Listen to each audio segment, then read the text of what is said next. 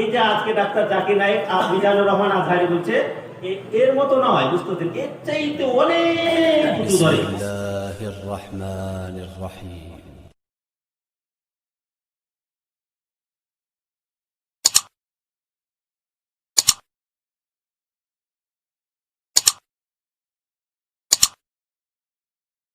আল্লাহ দেখাবে সেটা বিষয় না। তো মিনু ভাই একটু চোখটা এটার সাথে, মিনু ভাই ভাই ঘুমাচ্ছেন?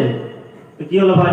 তো বলে আমার বহিন হঠাৎ করে চালের বস্তা কি করতে গিয়ে উল্টে পড়ে গেছে, দাঁতি আড়ি লেগে গেছে, বুঝতে পারছেন। তো কি করব, চোখ এত জ্বলাজ্বল, বাতি উঠে চলে গেলাম, গিয়ে দেখলাম যে ওখান থেকে আপনার ওই ছাড়িয়ে ফাড়িয়ে আসলাম। আসার আস্তে আস্তে দেখছি যে আপনার 12টা 10 বেজে গেছে। আর ঘুমিয়ে, বুঝতে পারছেন, জোহরের নামাজ কাদা, আর ঘুমালাম না। ঘুমাইলে এই অবস্থাটি আছে। যাই হোক, কখন যে ঘুমাবো তা আল্লাহ পাকই জানেন। আপনারা দোয়া করেন। আপনারা দুজন যে কথা বলছিলাম, যে সেই একটা গজাল আমি বলবো, শুনবেন আপনারা? জি জি, শুধু শুনবেন না, আপনারা বলবেন। কারণ হচ্ছে যে কাজী নজরুল ইসলাম, এই যে আজকে ডাক্তার জাকির নায়েক মিজানুর রহমান আজহারি বলছে এর মতো নয়, বুঝতে পারছেন, এর চাইতে অনেক কিছু ধরে। কে? কাজী নজরুল ইসলাম। তো কাজী নজরুল ইসলামের একটা কবিতা নিয়ে সারা পৃথিবীতে সেমিনার করা হয়েছে।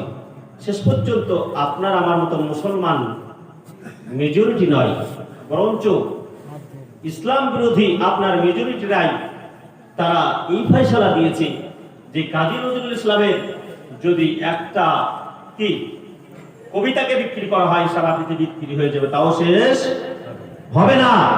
বাবা জীবনার আমার সেই কাজী নজরুল ইসলাম বলছেন, দুনিয়ার কত বড় লোক কে? আরে যে যার 100 বিঘা, যেমন হাজী সাহেব, বুঝতে পারছেন, 100 বিঘা জমি, বাড়ির সামনে 3খানায় গাড়ি, বুঝতে পারছেন, জামাইও চাকরি করে, বুঝতে পারছেন, ছেলে ডাক্তার হয়ে গেছে, এই কি বড় লোক? এই যে হক সাহেব, বুঝতে পারছেন, এই কি বড় লোক? আমার আল্লাহ পাক বলছেন এবং নবী মুস্তাফা সাল্লাল্লাহু আলাইহি ওয়াসাল্লামের উদ্দেশ্য করে বলছেন, সারা পৃথিবীর যদি মালিকানা কাউকে দিয়ে দেওয়া হয়, তারপরও সে বড় লোক নয়। বড় লোক তো সেই যে নবীর নাম জপে। সকলে বলুন সুবহানাল্লাহ। কি করে? নবীর নাম জপে। তাই তিনি বলছেন, নবী মোর পরশমণি, নবী মোর সোনার খনি, নবী নাম জপে যে জোর, সেই তো দুজাহানের ধনী।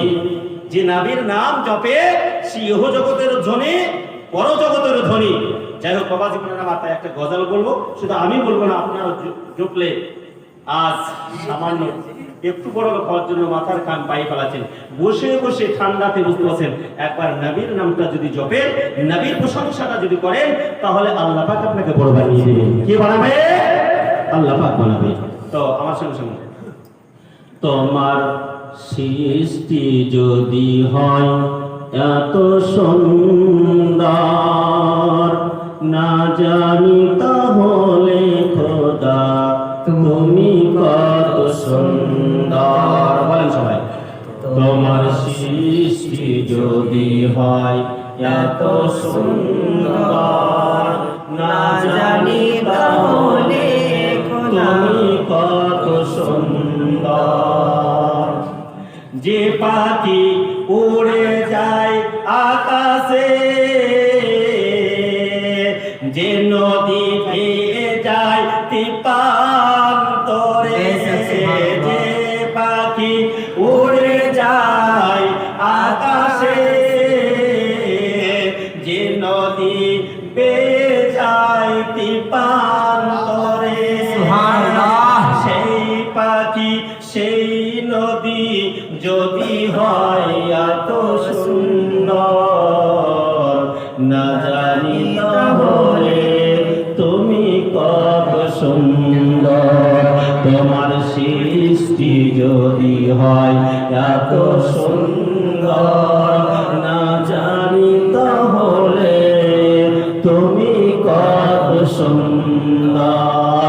যে পাখি উড়ে যায় সুদূরে, যে ফুল সুরভি ছড়ায় বাতাসে, যে পাখি উড়ে যায় সুদূরে, যে ফুল সুরভি ছুটায় বাতাসে, সেই পাখি সেই লিপস্টিক ফুল যদি হয় এত সুন্দর, না জানি তাহলে তুমি কত সুন্দর।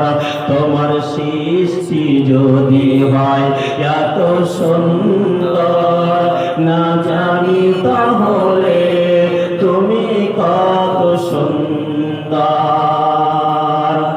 যে মানুষ মানুষের বেদনায়,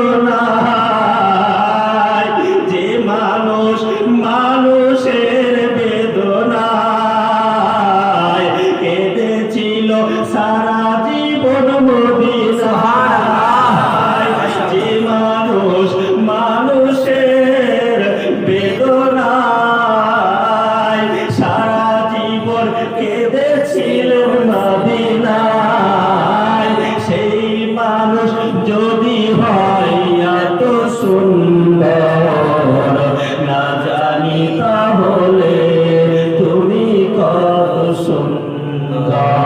আল্লাহুম্মা সাল্লি আলা সাইয়্যিদিনা মাওলানা মুহাম্মদ ওয়া আলা আলি সাইয়্যিদিনা মাওলানা মুহাম্মদ সাল্লাল্লাহু আলা মুহাম্মাদিন সাল্লাল্লাহু আলা মুহাম্মদ জবান সে নিকালো পাক নামে মুহাম্মদ জবান সে নিকালো শফিয়ানা মুহাম্মদ। ও আব্বা জানেরা, ও আমার মায়েরা, এইখানে যে আপনারা বসে আছেন অনেকেই আপনার দরুদ পড়ছেন, অনেকেই মুখখানা বন্ধ করে আছেন। এইখানে একটা ক্যামেরা হচ্ছে, বাবা সাগর দিঘির স্টুডিওর ক্যামেরা নাই, বহরমপুর থেকে কোনো ক্যামেরাম্যান এসে ক্যামেরা করে নাই। বাবা জীবনের আমার আল্লাহ পাক রব্বুল আলামিন বলেন যে এখানে আমার হাবিবের গুণগান হয়, যেখানে আমার মুস্তাফার সালাতু সালাম জানে রহমত বিলাকুল সালামের আলোচনা হয়, সেই জায়গায় আমি আল্লাহ পাক রহমতের ফেরেশতা পাঠিয়ে দিই, আর তাদের দুই হাতে দুটো ক্যামেরা থাকে। এটা দুনিয়ার কোনো ক্যামেরা নাই, এটা দুনিয়ার কোনো স্টুডিও নাই। বাবা জীবনের আমার ভাই সকলের আমার আল্লাহ পাক রব্বুল আলামিন বলেন, ও নিমগ্রাম বেলুড়ির মানুষ, আজকে আল্লাহর শানে নবীর শানে দরুদ পড়তে গিয়ে মুখখানা তোমার বন্ধ হয়ে যাচ্ছে। গত 3 দিন আগে না 2 দিন আগে আপনার এই রাস্তা দিয়ে আপনার পাশে আমি আপনার ওয়াজ করতে যাচ্ছিলাম, বক্তব্য রাখতে যাচ্ছিলাম। বাবা জীবন আমার ওই লোকটার সামনে আমার দেখা হয়ে গেল, তার টুকটুকিতে চাপলাম আর বলতে থাকলাম, ভাই ও ভাই, যা আজ থেকে কয়েকদিন আগে আপনার স্ত্রীর চাহারণ 40 সবই করে ফেললাম। ভাই দুনিয়াতে কিছুই নাই, আপনার আমার জিন্দেগিটা শুধুমাত্র সার নাই, তাছাড়া আর কিছু নাই। আছে না মাকড়সা নিজের পেট থেকে সুতো বের করে আর নিজের কারখানার সুতো দিয়ে নিজের কারখানা বানায়, আর তার ঘরে আপনার দাপাদাপি করে, তার ঘরে ছোটাছুটি করে। বাবা জীবনের আমার ও যখন দাপাদাপি করে, ও যখন ছোটাছুটি করে, দেখবেন আপনার তার ঘর ভাঙে না, হিলে কিন্তু ভাঙে না। কিন্তু যখন আপনার আমার সঙ্গে টাচ খেয়ে যায়, যখন আপনার আমার দেহের সঙ্গে টাচ খেয়ে যায়, ওর গর্ত দূরের কথা, ওর খুঁটি পর্যন্ত উপরে চলে যায়, চাইছে যায় না। তাই বলছেন, আমরা বলতে চাচ্ছি, ওরে মাকড়সা, তুই দুনিয়ার বুকে তোর সুতো দিয়ে ঘর বানিয়েছিস, আর তোর ঘরে তুই এত দাপাদাপি করছিস, তোর ঘরের কাছে আমাদের সত্যি কিছুই নাই। আমার আল্লাহ পাক রব্বুল আলামিন জগতের মানুষকে ডাক দিয়ে বলে না, ওরে আমার বান্দা বান্দিরা শোন না, তোদের অভিজ্ঞতায় ভালো ইঞ্জিনিয়ার নিয়ে এসে 4 তলা 5 তলা 10 তলা বাড়ি করে ওই 10 তলা 5 তলা বাড়ির উপরে দাপাদাপি করছিস। সোনা যেমন একটি মাকড়সার ঘর, তোদের কাছে তোদের শক্তির কাছে কিচ্ছু নাই। তোদের শরীর যেমন টাচ করলে তার ঘুটি বাটি যেমন উপরে চলে আসে, আপনার হাতুড়ি লাগে না, আপনার হাত মিস্ত্রি লাগে না, জেসিবি লাগে না তার ঘর বানাতে ভাঙতে। আমার আল্লাহ পাক রব্বুল আলামিন বলেন, ও জগতের বাসী শোন সোনা, যে তোর ওই মাকড়সার ঘরটা তোর কাছে যেমন কিছুই নাই, তোর ওই 10 তলা 15 তলা ঘরটা ভাঙতে আমি আল্লাহর শক্তির কাছে কিছুই না। সেকেন্ড লাগবে না, 1 সেকেন্ডের মুহূর্তে তোর জীবনকে আমি নষ্ট করে দেব। দেব, তোর ঘর বাড়িকে তছনছ করে দেব, মাদ্রাসার চাইতেও তোর ঘরটা অতি সূক্ষ্ম। আল্লাহ পাক 114টি সূরার মধ্যে একটি সূরার নাম আল্লাহ পাক তাই দিয়েছেন আনকাবুত। আনকাবুত কথার অর্থ হচ্ছে মাকড়সার ঘর, মাকড়সার জাল। আব্বা জানেন, আমার ভাই সকলের আমার, তাই আমি আমার বড় ভাইটাকে আপনার ওই টুকটুকিতে বসে বসে যে একটু নসিহত করে যদি আপনার কাজে আসে তাই বললাম। ভাই, কয়েকদিন আগে আপনার স্ত্রীর চাহারণ চল্লিশা করলাম, আপনাকে একদিন যেতে হবে। এই দুনিয়াতে থাকার কারো জায়গা নাই, আছে নাকি? আমার মরণ আসিবে কখন কেউ তো জানে না।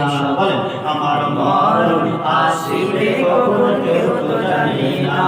আমি মরে গেলে তোমরা আমায় ভুলে যেও না, আমি চলে গেলে তোমরা আমায় ভুলে যেও না।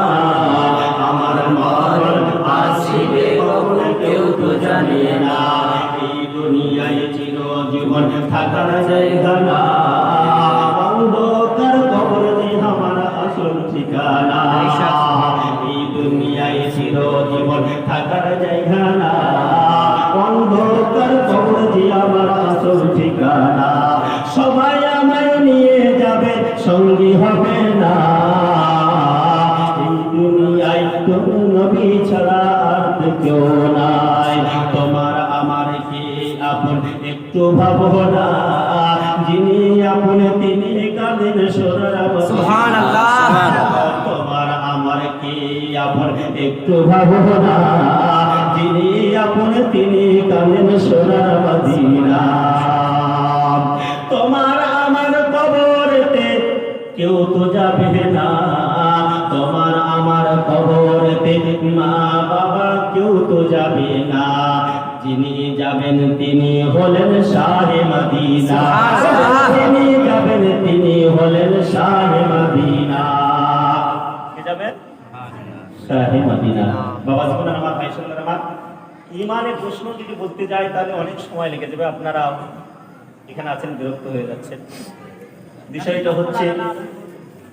হচ্ছে যে ইমানের প্রশ্ন বলতে গেলে, সেদিন নিমগ্রামে আমি বলছিলাম যে এখন সূরা ফাতিহার একটা আয়াতকে তারা ভুল করছে, আর খুব সহজেই আপনাকে আমাকে এত সূক্ষ্ম ভাষায় বোঝাচ্ছে যে ইয়াকা না'বুদু ওয়া ইয়াকা নাস্তাঈন, যে আল্লাহর ইবাদত করো, আল্লাহর কাছে যা চাওয়া চাও, আর দুনিয়ার কারো দরকার নাই। বাবা জীবনের আমার, যে কথাটা বলছিলাম যে কোরআন হাদিস থেকে যদি দলিল থাকে তা মানতে হবে না, মানতে হবে না।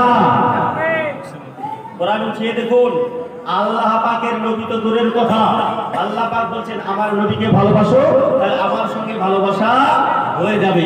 আর নবীর সঙ্গে ভালোবাসা হয়ে গেলে ওয়ায়াগফির লাকুম যুনুবাকুম, তোমাদের জীবনের খাতা গুনাহ খাতা মাফ হয়ে যাবে, আমি আল্লাহ তোমাদের জান্নাত দিয়ে দেব। সুবহানাল্লাহ। এই আয়াতের সাদা সিধা তরজমা, বুঝতে কঠিন কিছু তরজমা নাই। বাবা জীবনের আমার, তাহলে আল্লাহর নবীকে কেউ যদি ভালোবাসে, আল্লাহ পাক তার জীবনের গুনাহ খাতা মাফ করে দিবে, আল্লাহ পাক পুরস্কার হিসেবে তাকে জান্নাত দিবে, খুব মনোযোগ সহকারে। আচ্ছা, কুকুরের নাম শুনেছেন? জি। মুসলিম শরীফের হাদিস, যে বাড়িতে কুকুর থাকবে ওই বাড়িতে ফারিস্তা। এই ওয়াজটা বুড়োমার গ্রামে একজন আমার আগে করছিল, বুঝতে পারছেন, এক মৌলানা সাহেব। তো এক গাঁজা খাগা ফকির, বুঝতে পারছেন, কি খাগা? গাঁজা খাগা ফকির, মুচো কোনোদিন কাটে না, বুঝতে পারছেন, দাড়ি তো জট লেগে আছে। সে বলছে যে তাহলে মৌলভী সাহেব আপনাদের কথা অনুযায়ী যদি সত্যই হয় তাহলে আজ থেকে কুকুর পুষবো। ইসরায়েল একজন ফারিস্তার নাম, যে জান কবজ করে, তাহলে কুকুর যদি বাড়িতে থাকলে ফারিস্তা নাই আসে, তাহলে ইসরায়েল একজন ফারিস্তার নাম, যে জান কবজ করে, তাহলে ওই ফারিস্তা আসতেও পারবে না, আর আমার মৃত্যু। এই গাঁজা খাগা ফকিরদের কথা জানেন? ওরা পেছাব ফিরে পানিও নেয় না। কেন নেয় না? কিসের কারণে জানেন? যুক্তি দেখাচ্ছে, দলিল নয়। যুক্তিটা কি?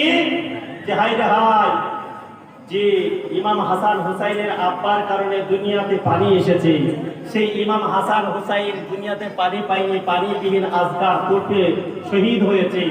ওই পানি আ জায়গাতে কি করে ঠেকাবো? নাউজুবিল্লাহ বলেন, নাউজুবিল্লাহ। ছি ছি ছি ছি ছি ছি নাউযুবিল্লাহি মিন যালিক। মানে কত বড় বুঝতে পারছেন, যুক্তি দেখেন ওদের যে রসুলের আওলাদ পানি পাইনি আর সেই পানি আমি খারাপ জায়গায় তো ঠেকাবো, বাপরে ইমানদার। বুঝতে পারছেন? নাউযুবিল্লাহি মিন যালিক। তেমন করে যাচ্ছি না, খুব মেন পয়েন্ট আপনাদের সামনে আমি বলছি। এখন যে কথাটা হচ্ছে, কোরআনের 6066 খানা আয়াতের মধ্যে একটা আয়াত তারা খুব ভালো করে মুখস্থ করেছে। ওই আয়াতটা হচ্ছে কুল ইন্নামা আনা বাশারুন মিসলুকুম, যে নবী আমাদের মতো বাশার। বুঝতে পারছেন? এই আয়াতকে কেন্দ্র করে যে নবী আমাদের মতো চলেছেন, নবী আমাদের মতন হেঁটেছেন, বুঝতে পারছেন, নবী আমাদের মতন খেয়েছেন, সুতরাং নবী আমাদের মতো। নাউযুবিল্লাহি মিন যালিক। এর উত্তর আপনাদেরকে আমি যুক্তি সহকারে দুই একবার দিয়েছি, তবু অনেকেই নতুন এসেছেন ঈমানটা তাজা করার জন্য। বুঝতে পারছেন? এই দেখেন, এটা কি? এটা বলেন তো। দেখতে তার, বলতেও তার, বানান করতেও তয়াকার র তার। আর ওই রাস্তার ওই দিকে এটাও দেখতে তার, আপনার শুনতেও তার, বানান করতেও তয়াকার র তার। এখানে হাত দিলাম, আমার কিছু হলো, এটাও তার, ওটাও তার। বুঝতে পারছেন? তো যদি মনে করেন যে তাই নবীও যা আমিও তাই, তো এটাও তার, ওটাও তার, তো যা তো দেখি ওই তারে হাত দিয়ে তো দেখতে দেখি, এই তারে তো এমনি দিচ্ছিস, তো ওই তারে একবার হাত দিয়ে তো দেখতে দেখি, তুই তো দূরের কথা তোর পাক পর্যন্ত শুকিয়ে যাবে। আরে এই তার ওই তার যদি সমান না হয়, তাহলে তুই আর নবী মুস্তাফা কি সমান হতে পারে? বাবা জীবনের আমার নবী আমার আঙ্গুল ইশারা করলে সূর্য দুই খণ্ড হয়ে যেত। বুঝতে পারছেন? এই বেয়াকুবের দলরা সহিহ মুসলিমের হাদিস আপনাদের বলতে চাই। আল্লাহর কোরআনের আয়াতটা আগে পুট করি। আল্লাহ পাক সূরা মাইদায় 15 নম্বর আয়াতে 6 পারায় বলেন, কদ জাআকুম মিনাল্লাহি নূর, তাকিদকে তোমাদের নিকট পাঠিয়ে দিয়েছি এক আলো, জ্যোতি, প্রকাশ, লাইট। অর্থাৎ মুফাসসিরে ইকরাম সবাই একমত হয়ে বলেছেন যে নূর মানে আমার নবী মুহাম্মদুর রাসূলুল্লাহ সাল্লাল্লাহু আলাইহি ওয়াসাল্লাম। নবী নূর হয়ে এসেছিলেন বলেন তো অন্ধকার দূর হয়েছিল নাকি? কোন অন্ধকার? জাহেলিয়াতের অন্ধকার। মা, বুঝতে পারছেন, মেয়ে বাবার কাছে নিরাপত্তা ছিল না। বুঝতে পারছেন? বাপ মেয়েকে ধর্ষণ করে জিন্দাই কবরে পুঁতে দিত। সেই সময় আল্লাহ পাক মহান নবী মুহাম্মদ আরবি সাল্লাল্লাহু আলাইহি সাল্লামকে পাঠালেন। মানবতা সৃষ্টি হলো, মানবতা আবার রচনা করলেন। বাবা জীবনের আমার মানুষ তো ছিল, কিন্তু মানুষত্ব ছিল না। আবার মানুষত্ব ফিরিয়ে আনলেন, আবার সামাজিকতা আল্লাহ পাকের নবী ফিরিয়ে আসলেন। বলার উদ্দেশ্য হচ্ছে এটাই, ঈমানি কথা একটু আপনারা শুনতে থাকুন বাবা জীবনের আমার। কারণ ঈমানের কথা তারাই শুনবে যাদের মধ্যে নবীর মহব্বত থাকবে। বুঝতে পারছেন? যার মধ্যে আর যাদের সিন্নির উপর মহব্বত থাকবে তারা তো ঈমানের কথা শুনবে না, যে কখন সিন্নি দিবে পালাবো, কখন সিন্নি দিবে পালাবো। বুঝতে পারছেন? বাবা জীবনের আমার, ভাই সকলের আমার, সূরা তওবার কথা বলছি, দুনিয়ার কোনো কাহিনী বলছি না। মুনাফিক ইবনে সুলুল নবীর সঙ্গে গেল, যুদ্ধ করব, সবকিছু করব। হঠাৎ করে যুদ্ধের ময়দানে 300 জন সাহাবীকে বলছেন যে এই মুহাম্মাদের লাগে তোমার বিবিকে বিধবা করবা, সন্তানকে ইতিম করবা, চলো মুহাম্মাদের সঙ্গে থাকতে হবে না, পালিয়ে যায়। বুঝতে পারছেন? সবাই যখন পালিয়ে আসলো, লম্বা চড়া হাদিস, হযরত ওমর ফারুক রাদিয়াল্লাহু তাআলা বলছেন, মানে নবী আমার দুঃখে কাঁদছে যে আমরা দুর্বল হয়ে গেলাম, কাফেররা দেখে কি মনে করবে। বাবা জীবনের আমার, কাফেররা তো সাহস পেয়ে যাবে। তাই আল্লাহর নবী ইবনে সুলুলকে বললেন, চাচা যেন না, যুদ্ধ করিয়েন না, কমসে কম সাইডে তো থাকেন, তাহলেও কমসে কম দেখেও তো কাফেররা ভয় পাবে। বলে তোমার জন্য আমার বিবিকে বিধবা করব, আমার সন্তানকে আর করব, সেটা তোমার কথা বলছি। বাবা জীবনের আমার, ভাই সকলের আমার, বলে না থাকবো না, আপনার সঙ্গে থাকবো না, আপনার সঙ্গ ছেড়ে চলে যাব।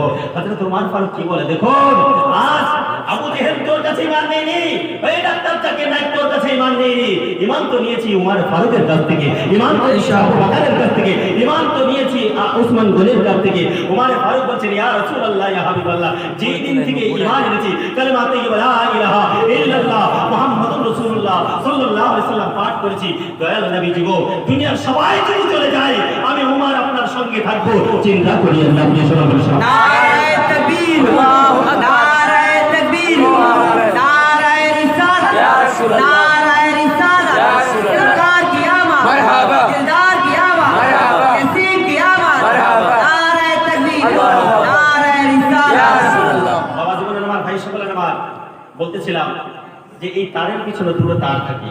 কয়টা আলোচনার জন্য? কটা তার? এখন কেউ বলছে শুধু আল্লাহরই দরকার, বুঝতে পারছেন, নবীর দরকার নাই। আজ যদি আপনারা বলেন যে শুধু কারেন্টের তারটাই দরকার, আর্থের দরকার, ও কেন 14 পুরুষ যদি কোটি কোটি টাকার বাল্ব নিয়ে আসে তাও বাল্বটা আলো জ্বালাতে পারবে না। ঠিক আমার আল্লাহ পাকও বলছেন, শোন আমার বান্দা বান্দি, যদি আল্লাহ তো যাবে আমার কাছ থেকে, কিন্তু মুহাম্মদ নামের আত্মা যতক্ষণ তুই সংযোগ না করবি ততক্ষণ পর্যন্ত তোর মনের অন্ধকার দূর হবে না। তোর মনের ভিতরে একটা প্রদীপ আছে, সেই প্রদীপের আলো কখনোই জ্বলবে না। সকলে বলেন সুবহানাল্লাহ।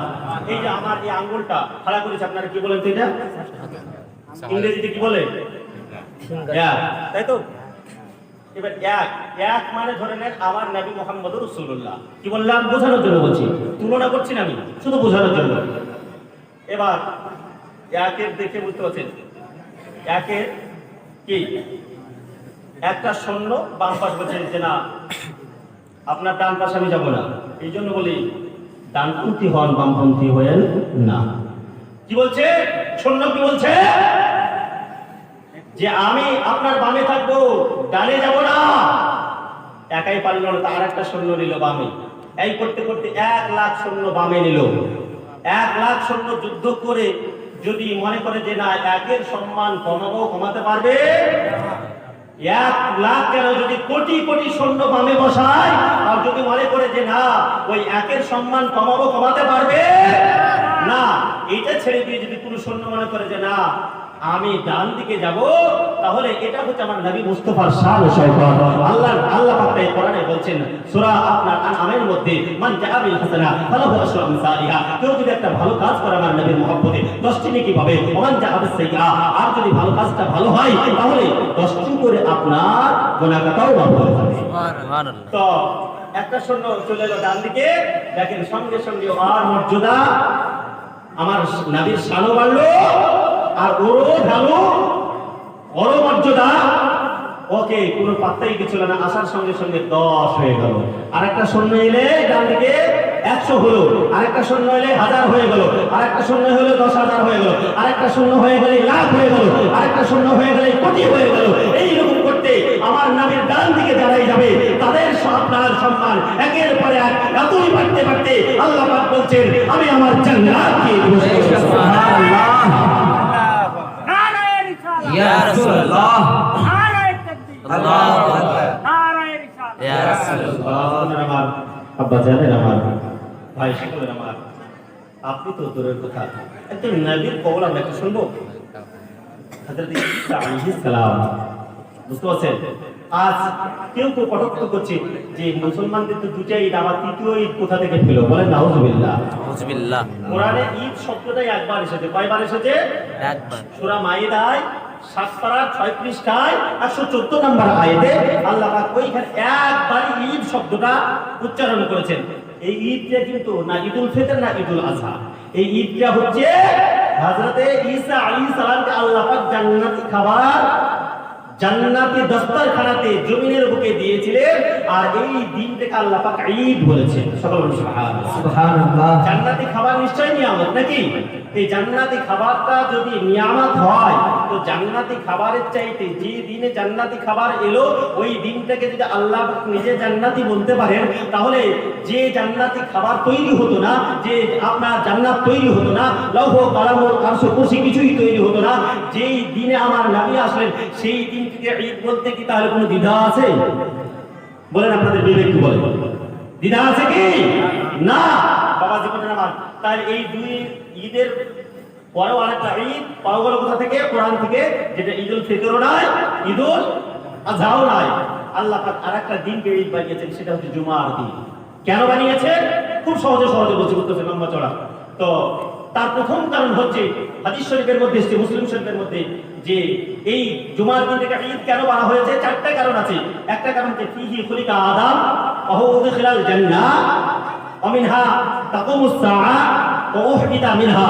অর্থাৎ এই দিনে হযরত আদমকে তৈরি করা হয়েছিল, এই দিনে হযরত আদম আলাইহিস সালামকে জান্নাতে রাখা হয়েছিল, এই দিনেই হযরত আদম আলাইহিস সালামকে জান্নাত থেকে নিয়ে আসা হয়েছিল দুনিয়ার বুকে।